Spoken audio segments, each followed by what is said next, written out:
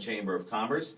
The Hearing Balance and Speech Center in Hamden has been around for decades now, helping folks a little bit with obviously hearing issues. Balance is important, they're all connected, and speech. Dr. Natan Bauman joins us once more to be with us here this morning. Doc, it's always good to see you at WQUN. Welcome back. Well, it's good to be here. Thanks for having me again. Absolutely. It's an important month. Yeah, it is. May is a month that relates to hearing. Exactly right. It's just better months for hearing and speech, and I appreciate having me back. The thing that we always talk about, and you have pointed out and educated us over the years, is hearing is really related to learning, cognition, how people perceive the world as a sense around them, and also just even later in life, with the hearing loss, there's issues with dementia. Exactly right. Like actually, there's been a recent study done by Johns Hopkins University that links hearing loss to increased incidence in dementia.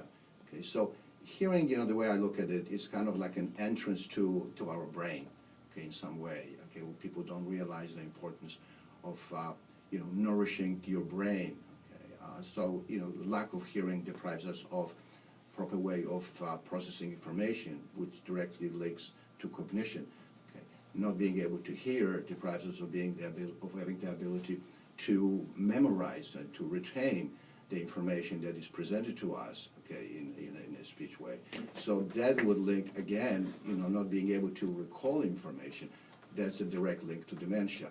If you look at it, you know, from a very simplistic way, you realize that, you know, that not being able to hear has a very detrimental effect of who we are, not only in terms of dementia and cognition, but also our personality. Think about the fact that if you don't hear something, okay, and if you are in an environment that is a hearing environment, obviously we rely so much on sound, it basically deprives us of being part of the environment. It gives people the kind of the feeling of fearfulness, because not being able to be in contact with sound that surround us. I mean, from the very beginning of the inception, okay, we are surrounded with sound, and then at one point we're being deprived of that. Okay, so there's some kind of a insecurity and fear, and there's some part of in our brain that are responsible for our survival mechanisms, which is the limbic system, and the limbic system feels very deprived,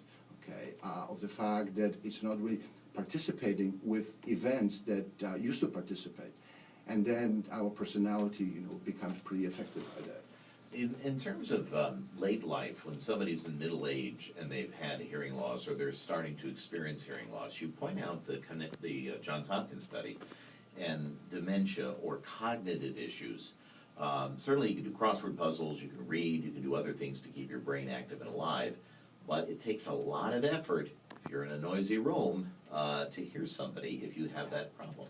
That's correct, and the problem with that, what we see, is that hearing, it's still not perceived to be such a very important sensory modality, okay, unfortunately.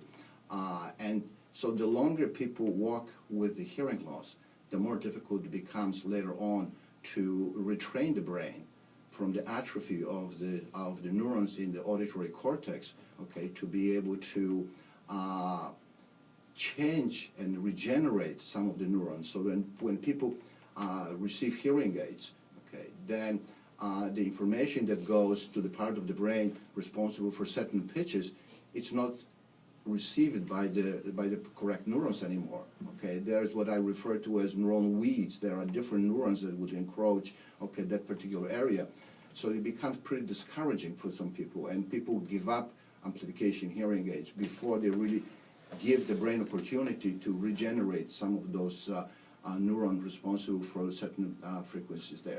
You have a product now that I think is pretty, in terms of hearing aids, they go thousands and thousands of dollars in some cases, $399, and what does this do? Yes. Well, what we'd like to do, what we've been always priding ourselves of doing, is being able to provide hearing services, hearing aid services to everybody, and we understand that there are people who cannot afford some of the hearing aids that are in the thousands of dollars. Okay, so because of this, we're bringing to the market an instrument that will be it's actually $399. So we want to make hearing aids affordable to everybody, regardless of the amount of money that people can afford to spend on hearing aids. That's important. And if you have never met Dr. Bauman, he's got what they call in doc speak, I guess bedside manner, but in this case it's tableside manner or something, because you actually have a nice way about you. So when people come in, they may be a little intimidated their first visit, not just a hearing test, but if they need to get a new type of hearing aid. So you sit down and sort of go over the possibilities for them. Exactly right. Okay, we want to make sure that everybody is treated the way we would like to be treated if we had to go and get hearing aids. Okay, so I can say that that the practice is such that we appreciate the fact that when people come in, they're a little bit intimidated. They have to admit to the fact that they're not really perfect. Okay, that there is a hearing deficit. So we want to make sure that there's a lot of compassion and passion in terms of understanding the kind of problems that people go through when they come to our offices. Excellent. Dr. Natan Bauman's office is right here at Dixwell Avenue in Hamden, 2661 Dixwell Avenue. You can phone over to 203-287-9915. The website's easy, hearingbalance.com. It's all interrelated. Dr. Natan Bauman, it's great to see you, Doc. Welcome back, WQUN.